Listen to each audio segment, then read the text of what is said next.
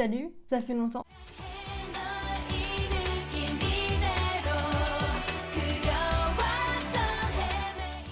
Récemment, j'ai vu en librairie que Jessica Jung avait publié son propre roman sur la K-pop. J'ai lu énormément de romans en rapport avec la K-pop, des meilleurs au plus cringe, donc je me sentais obligée de l'acheter. Bref, j'ai lu le roman de Jessica Jung et j'ai beaucoup de choses à dire. Donc I Will Shine, ou Shine sous son titre original, est un roman qui a été publié le 29 septembre 2020 par la maison d'édition Simon & Schuster, donc c'est une très grande maison d'édition américaine. La traduction française a quant à elle été publiée le 6 mai 2021 par la maison d'édition Nathan et la traduction a été réalisée par Sophie Lamotte d'Archie. Et c'est un roman qui se place 5e dans la liste des meilleures ventes par le New York Times.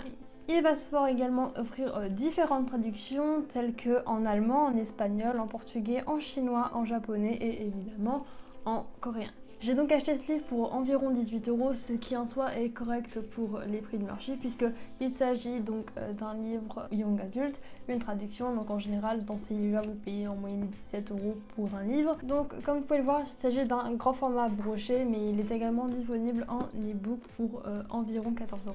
A savoir que l'édition américaine est publiée donc en format broché, relié en e-book et en livre audio si vous utilisez Audible donc de Amazon. Donc pour ceux qui ne sauraient pas ce que c'est les différents formats dans un livre, donc le format broché c'est quand c'est comme ça, c'est-à-dire que la couverture est en carton souple, qui fait que quand vous le secouez, ben voilà. Le format relié quant à lui est un format avec une couverture en carton, donc quand vous tapez dessus, c'est dur. Ensuite donc le format poche c'est la version plus petite d'un livre qui coûte moins cher en général. Le e-book c'est sur des liseuses comme ça, donc c'est une version numérique. Et le livre audio, ce sont donc des livres qui s'écoutent dans le nom, voilà, vous avez compris. Tout d'abord, je pense qu'il serait judicieux donc de commencer par présenter Jessica Jung, donc l'auteur. Il faut savoir que Jessica Jung, c'est une ancienne membre d'un groupe qui est très connu dans la K-pop qui s'appelait Girl Generation, qui est un groupe mythique, voilà. C'est un des plus gros groupes en termes féminins dans la K-pop. Girl Generation, si vous voulez que je vous les présente rapidement, c'est un groupe qui a débuté en 2007 sous le grand label SM Entertainment, qui a donc également d'autres groupes très connus tels que Super Junior, EXO, Red Velvet, voilà, aespa, c'est eux. Et donc elle débute, donc, comme je l'ai dit, en 2007 avec une chanson appelée Into the New World. Et c'est donc un groupe qui appartient à la seconde génération. Et dans cette génération, on retrouve des groupes très connus tels que Super Junior, SHINee, Big Bang, 21, etc. et d'autres groupes encore plus mythiques. C'était un groupe qui était composé à l'origine de 9 membres. On avait donc Taeyeon, Yuna, Tiffany, Yuri, Yeowon, Soyoung, Soyeon, Sunny et Jessica. Jessica, elle a quitté le groupe en 2014 et maintenant elle vit sa propre vie, c'est une businesswoman, elle a une chaîne YouTube, c'est une influenceuse, une chanteuse, une MC, elle a sa propre marque, Blanc Éclat, et maintenant, c'est une écrivaine. Gardez bien à l'esprit que pendant cette vidéo, je vais uniquement m'intéresser donc au roman de Jessica Jung. Je n'ai absolument rien contre Jessica Jung et sa personne. Donc une opinion est une opinion, et même si elle diffère de la vôtre, elle reste légitime. C'est pour cela que j'ai une question à vous poser. Je vous propose de me dire dans les commentaires si vous comptez acheter oui ou non ce livre et si vous l'avez déjà acheté et déjà lu, qu'est-ce que vous en avez pensé. Évidemment, vous en doutez, le respect est primordial, donc soyez respectueux envers la vie des uns des autres. Vous connaissez la chanson au bout d'un moment. Donc de quoi parle ce livre? Alors dans ce roman, on va suivre Rachel Kim qui est une trainee de 17 ans. Elle est née et a grandi à New York et il y a 6 ans, ses parents, sa sœur et elle, donc sa famille, ont décidé de bouger à Séoul afin que Rachel puisse vivre son rêve, c'est-à-dire devenir idol K-pop. Elle travaille dur pour y parvenir, mais elle doit cependant, je dirais, l'entraînement intense, le côté son dans l'industrie, la compétition et une petite romance. Love interest. Et donc on la retrouve en plein milieu de sa période de trainee. Pour être honnête, quand j'ai lu pour la première fois la 4e de couverture, je me suis vraiment dit mais ça sonne comme une fanfiction. J'ai tout de même décidé de l'acheter et de voir ce qu'il avait à nous offrir. Donc on a 3 personnages principaux dans cette histoire, donc on a notre protagoniste Rachel, mais nous avons également une antagoniste, donc c'est Mina Cho, donc elle est coréenne à 100%, mais elle a le privilège de venir d'une famille puissante, d'une famille de chaebol, c'est-à-dire qu'elle pèse sur le game quoi. Et enfin, on a le petit personnage masculin qui s'appelle Jason Lee. Donc lui, il est né à Toronto, il est métis blanc et coréen. Il est déjà idol à la différence de Mina et Rachel, puisque lui fait partie d'un groupe nommé Next Boy. Il en est le chanteur principal. J'aimerais jeter un coup d'œil aux teasers qui ont été mis pour présenter les personnages. Donc là, vous voyez celui donc, de Rachel et de Mina. Donc on voit typiquement quel genre de personnes elles sont, puisqu'on voit donc que Rachel Kim, ses surnoms c'est Princesse Rachel, nanana, et on voit également ce qu'elles aiment et ce qu'ils n'aiment pas. Donc on voit que Rachel elle aime la mode, pardon, elle aime le fort café noir, la loyauté, et elle déteste tout ce qui est interview, préparation et interview, concombre et le sabotage, je suppose. Et de l'autre côté, nous avons Mina qui, elle, aime être le centre de l'attention, montrer ses excellents skills en danse et son prétendu copain. Et elle déteste Princesse Rachel, donc Rachel quoi. Très clairement, on est avec la gentille fille qui veut le meilleur dans le monde et la rich mean girl qui est horrible et qui veut du mal à la gentille fille. Et c'est un truc qu'on trouve très souvent dans les teen romance. On a souvent genre la fille super sympa et la meuf super horrible, voilà, qui se battent et souvent c'est pour un mec. On a l'habitude, hein, c'est un truc qui est très souvent fait dans la teen romance. Il faut savoir qu'en général, genre ce genre de conflit, je suis pas fan, j'aime pas ça. Souvent ça fait très enfantin, complètement inintéressant, enfin voilà, c'est pas ma tasse de thé. Et pour qu'un livre soit intéressant, il faut qu'il y ait du conflit, il faut que bon voilà ça se batte un petit peu parce que sinon c'est inintéressant. Mais selon moi, genre ce conflit aurait pu venir d'autre part, parce qu'il y avait beaucoup de matière, telle que la relation entre Rachel et sa mère, il faut savoir que sa mère est contre ce qu'elle devienne idol de K-pop, ou alors avec son amie qui est trainee, dont j'ai complètement oublié le nom, mais voilà. Toutes ces possibilités, elles auraient été tellement plus intéressantes que ce mélange cliché et gnangnan. Et en fait, surtout, on comprend que Minacho, elle a un peu été créée pour être la méchante de l'histoire. Donc, bon, voilà, je trouve ça un peu enfantin, voilà. D'ailleurs, ce trait gentille fille méchante, on le voit très souvent dans les teasers, puisqu'on peut voir que Rachel Kim, elle est détendue comme ça, donc elle fait très gentille, alors qu'on a à côté Mina qui a les mains sur les épaules, elle est très les mains sur les hanches, pardon, elle est très confiante. Enfin, ça se voit dans les teasers, on comprend directement qui c'est. Et après on a Jason Lee qui lui en soi, enfin voilà quoi, il est normal. Il s'appelle Jason Lee, il est né à Toronto au Canada. Si on ignore la dernière phrase en soi, parce que la dernière phrase c'est quand même connu pour avoir une voix d'ange, le sourire du diable et un corps de Dieu. Vous avez le droit de cringe à votre écran. Moi je trouve ça très cringe, voilà. Genre ça fait vraiment... ça fait fanfiction quoi. Oh, j'aime pas du tout. Après, on a donc les personnages secondaires, donc comme j'ai dit, la famille de Rachel, avec son père, sa mère et sa sœur, qui jouent un rôle dans ce roman, puisqu'en fait, on a la mère qui est contre que sa fille fasse de la K-pop, on a la petite sœur qui, elle, est à fond, qui veut suivre les pas de sa sœur, et après, on a le père qui, lui, bon, c'est la Suisse, hein, il est neutre, il est là, mais pour pas grand-chose, hein, j'ai pas retenu grand-chose de lui. Et j'aimais beaucoup la mère qui était le contre-avis. En plus, elle sort des trucs qui sont très intéressants, tels que elle parle de toxicité de la K-pop.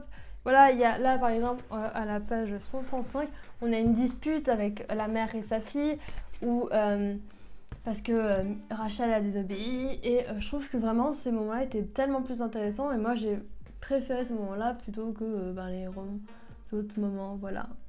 Et après il y a les autres personnages secondaires, mais honnêtement je me rappelle pas d'eux, enfin ils ont pas marqué mon esprit. Je me rappelle un peu de leur fonction, il y a les amis du lycée, il y a les gens qui travaillent dans l'agence.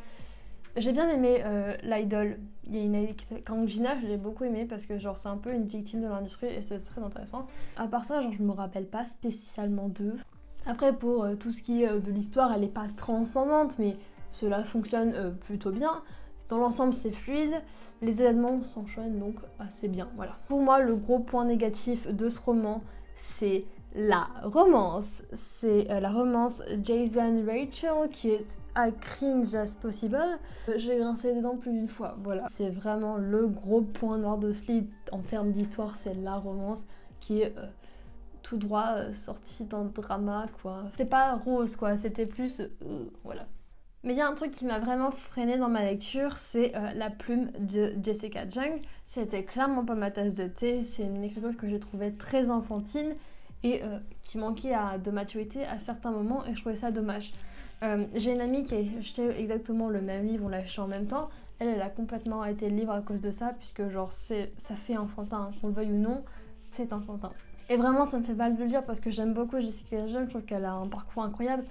Mais au niveau écriture, je trouvais que ça faisait vraiment fanfiction écrite par une enfant de 11-13 ans. Cependant, elle se rattrapait assez bien quand il y avait des moments plus sérieux, quand elle parle de racisme, ou quand on est en plein dans la K-pop, je trouve que ces moments sortaient un peu mieux du lot et c'était peut-être un peu mieux écrit. Après, il faut savoir que ce roman, c'est le premier roman de Jessica Jung, c'est un roman jeunesse. Cependant, on peut faire des très bons romans jeunesse. Donc pour moi, c'est surtout un problème de la part de Jessica Jung. Surtout que je n'ai trouvé aucune trace de ghostwriter ou dans les remerciements, j'ai pas trouvé d'allusion à un potentiel auteur qui aurait pu l'aider. Je pense qu'avec l'aide d'un auteur pour plus expérimenté, pas pour aider à écrire le roman, mais pour aider Jessica, ça aurait été beaucoup mieux et beaucoup plus agréable avec un peu plus de maturité dans le livre. Et un autre truc qui m'a dérangée, il y a l'utilisation de termes coréens qui sont non annotés, je dois préciser. C'est-à-dire que, en fait, si vous êtes hors K-pop, vous ne savez pas ce que ça veut dire ma, appa, ani, ça parle de nourriture aussi. C'est un peu dommage parce que, genre, si jamais vous êtes en dehors de la K-pop, vous n'allez pas spécialement comprendre ce que ça veut dire. Donc ça, c'est pas vraiment un problème de la part de Jessica Jung, c'est surtout un problème d'édition. Ça sonne mal, enfin, je l'ai encore annoté à d'autres endroits, mais je montre un peu aussi ce que je pense. Par exemple, au chapitre 2, page 31, on a « Tout en s'efforçant de stabiliser le punching ball, Appa grogne à chacun de mes coups. Appa est un ancien boxeur professionnel. » Je trouve ça un peu... Non, ça ne passe pas in my head. Je trouve ça que c'est un peu bizarre. Et après, on est à la page 45. Je sais pas quel chapitre c'est par contre, je ne peux pas vous dire. Homma entre avec, dans un sac, un poulet rôti pour le dîner. Depuis qu'elle prépare son examen de prof linguistique pour devenir titulaire à la Ewha Women's University, Homma est souvent trop fatiguée pour cuisiner le soir. Et c'est ce genre de rien, et je trouve que, à l'oral déjà, je trouve que ça sonne mal, mais perso, je sais pas, j'étais pas fan. Après, dans le Times, on lui demande pourquoi est justement l'utilisation de ces termes coréens. Et elle répond « Je me suis dit que ce serait amusant. Si les gens ne comprennent pas le mot, ils peuvent chercher sa signification et apprendre un peu de coréen. C'est ce que je fais souvent quand je lis ou regarde des films en langue étrangère. C'est comme ça que naît ma curiosité et je me motive à apprendre une langue. Donc j'espère que mes lecteurs apprendront un peu de coréen. » Enfin, donc, si vous avez compris, donc, ce livre est une déception pour ma part. Je ne m'attendais pas à grand chose puisque c'est un livre écrit par une célébrité. C'est souvent ce qui se passe quand il y a des livres écrits par une célébrité. Mais la déception, elle est quand même là puisqu'en fait, je m'attendais à un livre qui était beaucoup plus ancré dans la K-pop car malgré certains thèmes qui sont abordés, ils sont abordés, mais vraiment survolés, on rentre, et je galère un peu à faire ça. Voilà, on n'explore pas assez le thème, et je trouve ça assez dommage, puisque c'est comme une idole K-pop qui est écrite, qui a été dans l'industrie pendant très longtemps, donc je m'attendais à un peu mieux. Peut-être que Jessica Jung, elle a genre des contrats secrets qui l'empêchent de révéler certaines choses, mais dans ces cas-là, ne pas en faire un livre. Et surtout qu'en fait, ce roman, il est vendu comme, c'est en dessous, c'est écrit comme un roman de la star mondiale de K-pop, Jessica Jung.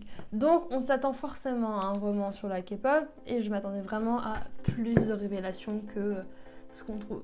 Car bon, si on s'intéresse un minimum comme je le suis aux coulisses de la K-pop, on n'apprend rien. Après, elle défend son roman comme une fiction et non comme une autobiographie. Et en effet, à la question l'histoire est racontée du point de vue de Rachel. Quels sont les points communs et les différences entre Rachel et vous?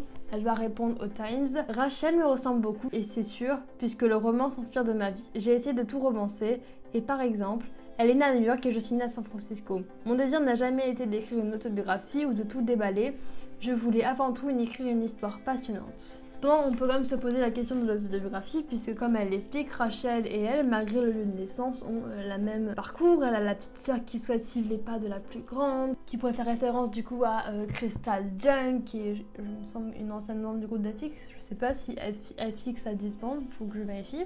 Il y a son goût pour la boxe, voilà tout ça. Donc en soi, elle et Rachel sont vraiment proches au niveau du caractère, je suppose. Et en fait, c'est souvent pour ça que les personnages principaux sont souvent ratés dans des romans comme ça, puisqu'en général, les auteurs tentent de reproduire eux-mêmes dans le livre, ce qui fait que c'est clairement pas honnête. On a tendance à vouloir faire briller le personnage principal pour le rendre parfait, puisque on le sait, c'est très dur de voir ses propres défauts. Faut savoir que c'est un truc qui arrive très souvent, romans où les auteurs, vu qu'ils sont tellement dans les livres, ils veulent faire un personnage qui est à fond dans les livres et qui va devenir en fait la raison pour laquelle ils sont rejetés par les autres. Et souvent, genre ça fait vriller le roman, ça fonctionne pas. Je pense que si elle avait écrit un roman qui diffère un peu plus d'elle, la réflexion aurait été un peu mieux et beaucoup moins cliché. D'ailleurs, j'avais vu un commentaire sur Goodreads et je souhaitais vous le partager. C'est le premier roman d'amour de K-pop que je n'ai pas du tout apprécié. Je suis sûre que Jessica Jung s'est inspirée de ses expériences réelles au sein de l'industrie de la K-pop et je n'ai pas l'intention de la discréditer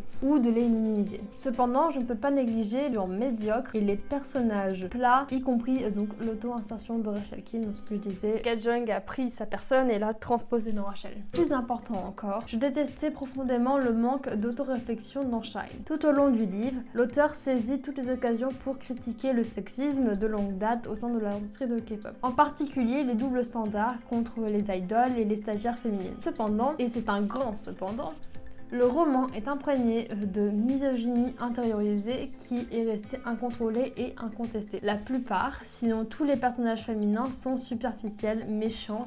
Même Rachel Kim est satisfaite de voir ses collègues stagiaires et en particulier Mina échouer ou subir des abus de la part de la direction. Cela diminue la sincérité de la critique du livre car il semblait que le sexisme n'est pas un problème pour Rachel que si il va empêcher en fait son propre succès. Livre, quand le personnage principal est victime de sexisme, là c'est problématique, mais quand c'est les autres et que ça l'avantage elle, ça ne l'est plus. Pas exactement un féminisme révolutionnaire qui cherche véritablement à autonomiser, à émanciper les idoles et les stagiaires, en particulier les jeunes femmes exploitées. En conclusion, parce que je parle beaucoup, c'est un livre qui est une déception pour moi, même si certains passages m'ont plu. C'est un livre qui me rappelle énormément les livres de youtubeurs où il y avait 30, il pleuvait des livres de youtubeurs parce qu'ils étaient youtubeurs. Ça fait un peu genre, on a sorti un livre puisque c'est une célébrité qui l'écrit. C'est un sentiment qui se renforce avec le bandeau là où vous voyez, il a écrit la star mondiale aux 9,5 millions de followers. Mais je pense que vraiment si je l'avais lu il y a 2-3 ans, peut-être qu'il serait passé un peu mieux. À savoir que ce roman va se voir offrir un tome 2 qui va s'appeler Bright et qui va sortir aux États-Unis le 28 septembre 2021. C'est à voir. Bref, si cette vidéo vous a plu et que je vous ai pas assommé avec mes analyses de livres, eh ben je t'invite à t'abonner à cette chaîne et peut-être qu'on se reverra plus tard. Au revoir.